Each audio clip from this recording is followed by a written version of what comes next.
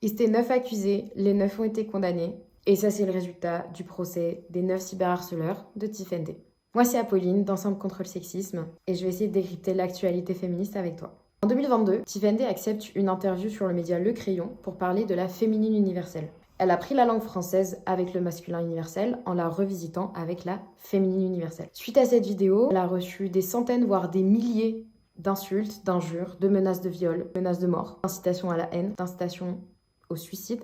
Je vais m'arrêter là parce que la liste est très longue. J'ai ouï dire qu'il y avait à peu près 1400 pages d'enquête. Ces centaines, voire milliers d'injures, insultes ou menaces ont mené à beaucoup de traumatismes. Et ces traumatismes ont poussé Tiffany à porter plainte. Donc ont mené à un procès. Le 17 septembre dernier, le procès débutait. Des centaines de féministes se sont relayées pour porter soutien à Tiffany. Le 10 novembre dernier, lundi, le verdict est tombé. Les 9 accusés ont été tous condamnés.